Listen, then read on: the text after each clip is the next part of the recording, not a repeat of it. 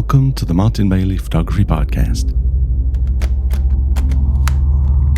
It's May 2, 2016, and this is episode 521.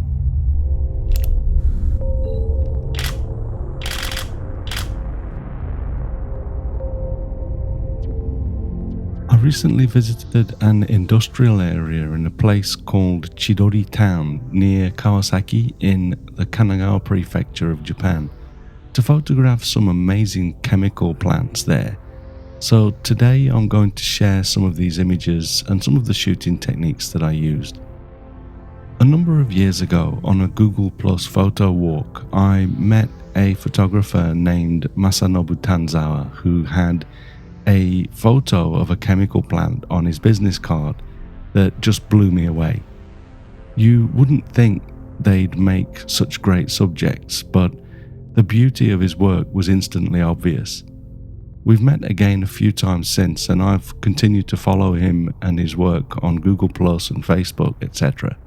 More recently, he's doing a wonderful, very surreal series called Tokyo Ghost Town, which you might also want to check out. It's really stunning work. And I'll add links to this text in the blog post for this week's episode, which you can find at mbp.ac/521. Last week, though, as I started to free up some time, having just completed the preparation for my Namibia 2017 tour, I got a mail from my friend Jorg Rockenberger, who I've travelled with on tours a number of times. Jorg is also a member of the MVP community on Google+, so some of you that participate over there might already know him. Anyway, Jorg was going to be in town in Tokyo for a few days, so we started to discuss meeting up for a shoot, and I started to think about heading over to these chemical plants. When you fly in or out of the Haneda airport in Tokyo, you can sometimes see a vast industrial area just south of the airport, and I knew that the work that Tanzawa-san had been doing was in that area too, so I jumped on Google Earth and had a poke around. It didn't take long to realize that you can drive into these industrial areas and there are spots where you can park a car. So I arranged to pick Jorg up at the Kawasaki station at 3 p.m. and 15 minutes after that we were driving through the industrial area of Chidori town. From the images I've seen of this area, it's obvious that part of the beauty comes from the lighting of the plants as it gets dark. But we arrived earlier so that we could have a drive around a few of the areas first to decide what we would shoot as night fell. We decided the spot that we would come back to, and then with a few hours left until it got dark, we had a drive a little further down the coast to the next island where I initially made this photograph. Remember, if you can't see the images or you're not subscribed to the Enhanced podcast, go to the blog at mbp.ac/521 to view the images that I'm talking about. We had parked at a spot where there was a view between some ships, and I'd made a few frames of the chemical plants, but I didn't really like what I was getting. The light was still very harsh, so I switched to my 100 to 400mm lens and shot the top of this smokestack with the steam billowing out of it. As I shot, a couple of times a plane flew through the scene. This one is in the distance, and so probably from the Narita airport. I have another with a plane above the smoke, much larger, which was probably from the Haneda airport. I like both shots, but I've decided to go with this one for today. The sky was a clear blue, and I have obviously made it very dark in Silver Efex Pro during the black and white conversion. If you have followed my work, you'll probably already know a couple of things. Firstly, when I convert to black and white, I often go heavy on the contrast. This look just really appeals to me. The other thing is, I'm just not a fan of blue skies. I like nice weather for hanging out in, but for my photography, I much prefer nasty, heavy skies. The only photos I'm happy to leave a blue sky in really are my eagle photos. Otherwise, they just don't appeal to me. So, even as I shot this, I mentioned to Jorg that I'd be converting this to black and white, and this is what I had in mind. I shot this at a 320th of a second at f11, ISO 200 at 255mm. By 5 pm, we headed back around to the area that we'd first staked out and started to photograph the plants as the sun got close to the horizon. The light was warmer now, but not spectacular, and also because I like the silvery feel to these daytime images, I continued to convert to black and white in Silver Efex Pro, as you can see in this next photograph. The complexity of these plants is mind-boggling to me. Jung is a scientist and he actually understands how these plants work, so it was fun to talk about this a little as we photographed them together. For this image, I stepped back a little and used my 100 to 400mm lens for two reasons. The first reason is that the long lens enables me to frame just a small area of the plant. I was at 153mm for this image. The other reason I stepped back was so that I could get a more square-on view of the plant. As you'll see shortly, I really don't care about my vertical lines converging in as we look up at buildings. In fact, with wide-angle lenses, I use this effect in my image on purpose. Some people like to straighten these vertical lines either by shooting with tilt-shift lenses or later on on the computer, but I personally don't like to do this. It's just personal preference. Having said that, for this long shot, stepping back a little did give me the ability to sort of naturally straighten these lines a little. And for this shot, I think that perhaps works better because of the apparent closeness to the scene. I shot this next image at 300mm from a distance again.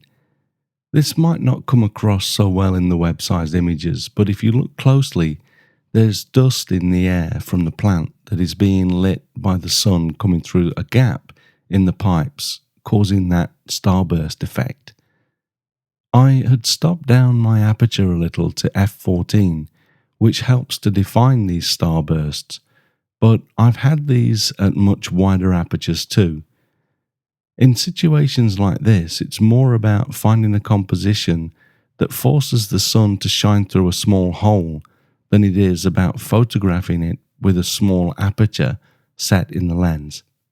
You can perhaps see that I'd allowed the sky showing through the structure to just blow out a little to give me better detail in the shadows. Following last week's podcast about ISO invariance, you'd think that I might have allowed this scene to go a little bit darker and increase the shadow detail in post, especially as I was shooting at ISO 100, but I just couldn't bring myself to do this. Although I now understand how I can use ISO invariance in my work, I'm just so used to exposing to the right, it's difficult to adjust my shooting workflow. Plus, the benefits for Canon shooters are small to non-existent depending on the type of scene we're shooting, so I think for the majority of scenes, I'm going to continue to expose to the right. By 6:10 p.m, about 15 minutes before sunset, there was now some cloud detail in the sky, so I reached for my 11 to 24mm lens to emphasize the big sky and include multiple structures in the frame, as you can see in this photograph. The sun was still shining quite brightly from the horizon, but my shutter speed was now at a sixth of a second at f14 ISO 100. Again, I converted this to black and white in Silver Efex Pro, but this time more to bring out the detail in that big sky. I was still, of course, conscious of the metal in the structures and adjusted my sliders to keep good structure and texture in both areas. For a few frames, I attached a neutral density filter and I did some really long exposures, But as the sun went below the horizon, even without a filter, I was able to shoot this next photograph at 90 seconds as the sodium lights of the plants started to warm up and the colour of the sky got progressively cooler, as we can see in this photograph. I found the contrast in colours quite pleasing here, so I've left this and the rest of the images in colour. There isn't a lot of processing done to these images. In fact, all I've done to this is added +15 on the clarity slider in Lightroom, just to give the detail in the structure a slight boost. I should also mention that to maintain the yellow, almost green glow of the lights, I left my camera in the daylight white balance preset. I pretty much do this all the time, but consciously left it like that here for this effect. I did have a play with the white balance in post to see if I could get a better effect, but just kept coming back to the original daylight preset. Again, you'll notice that I'm also now just rolling with the distortion caused by the wide angle lens on the buildings. I just personally prefer to see this rather than straight verticals. When I can get a good angle on a structure in reality, I'm happy with straight too, but when I'm shooting from below, it just feels more natural to me like this. And I think in general, people are also accustomed to seeing this kind of distortion in images. I can't help thinking that some of the desire to straighten everything comes from the photographer rather than the viewers of our images. But again, it's really just personal preference. For a while, I switched to my 24 to 70mm lens and zoomed in a little for some closer studies of the plant structures, as you can see in this photograph. This is obviously the right of the three structures from the last few photos, but I think the detail of each of these warrants a closer look. I've shot some even closer images just of the center of this structure, but as I like to keep each episode down to 10 images, I won't share all of these today. If you'd like to see all of the shots that I've posted from this shoot, I've created a portfolio called Pipe Dreams, and you can find that at mbp.ac/pipe dreams, all one word. As the natural light fell, this image was a 60-second exposure at f14, ISO 100, with a focal length of 50mm. I wanted to also mention that it was very windy over by the coast as we shot these structures, but my Really Right Stuff tripod and the BH55 ball head held up really well, even for these long exposures. It was so gusty that I was a little concerned, but it all turned out okay.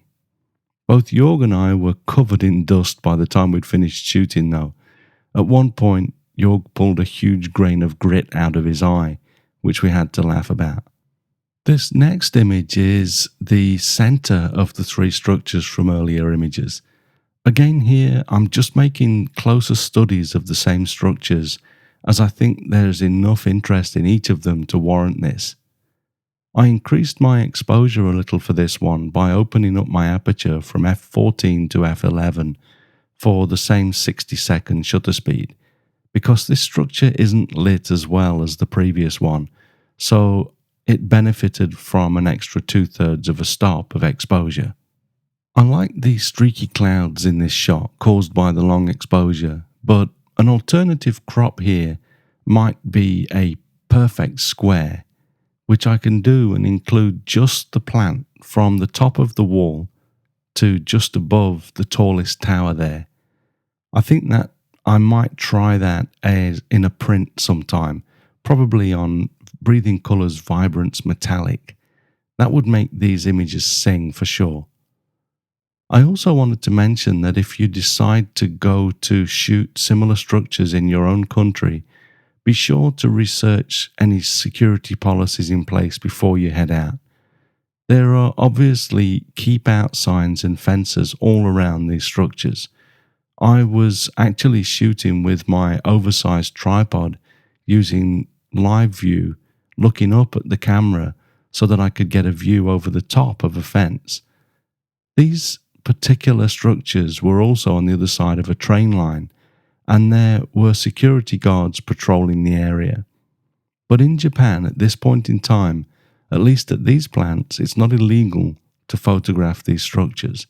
As long as you're standing on public roads, there's nothing to stop us from shooting this kind of image. I'm sure there are some locations where the owners try to prevent you from shooting, but there are no legal issues in photographing these sites, and we were not hassled in any way as we shot. Okay, so one last image from this location before we move on. Now that the natural light had gone from the sky, I couldn't resist dropping the 11 to 24mm lens back on the camera for one last wide shot of the three main structures I'd been photographing, as you can see in this photograph. As I said earlier, this would have been a perfect candidate for shooting the scene a little bit darker to prevent the highlights from overexposing quite so much, but I couldn't resist increasing my exposure to 75 seconds at f11 to capture all of that yellow light inside the plant and allowing the starbursts from the lights to spread out just a little bit more too. Another thing that I thought about doing here is removing the keep out sign that you can see on the bottom of the image there for aesthetic purposes. But as Jorg said at one point as we worked this location, there isn't really anything in the scene to show you that it's in Japan. So I left the sign in because of the Japanese writing as a clue to the location. By this time, it was 7:30 p.m. and we needed to start to think about heading back, but we decided to gate crash the location that Masanobu Tanzawa has shot so beautifully over the years, just to grab a few frames before we left. I tried hard not to be influenced by Tanzawa-san's work as I shot this plant, but the scene kind of composes itself in some ways, so it is what it is, as you can see in this photograph. It's fun too that although some of the lights are still sodium, many of them have been replaced with LED lights which don't have that strong yellow cast, and I quite like that contrast. The big orange light on the left though, if you look closely, is fire, as the plant burns off some gas, probably a byproduct that they don't need. I should have asked Jorg about that though, it's probably some other totally different reason. For the last photo for this episode, here is a closer shot of the amazing detail in what Tanzawa-san calls the pipe house. I tried this framing because the sodium lights are sort of framed by the whiter LED lights. I didn't really want to get any closer as it felt too much like I was stealing Tanzawa-san's photos, so I shot one more frame after this that you can see in the portfolio gallery that I mentioned earlier, and then we decided to leave. We had planned to go and get something to eat and a beer, but because I was driving, that would have meant driving back an hour to my place to park the car first, and it was already close to 8:30 by this time, so we called it a day, or a night. I know this is a little bit of a departure from my usual nature and wildlife work, but I found it fun, and this is the sort of project that I like to work on as time allows, but it doesn't take quite as much time as leaving the city for the beautiful landscapes, etc. I will probably head back over to this and similar locations in the future and build on that Pipe Dreams portfolio and probably remove a few of the current images too as I replace it with better work. I hope you've enjoyed this episode though and going through these photos with me. If you've shot similar subjects yourself, please drop a link into the comments at the bottom of the blog post at mbp.ac/521. I'd love to see what other countries or even other locations here in Japan offer, and it's always great to see your work too.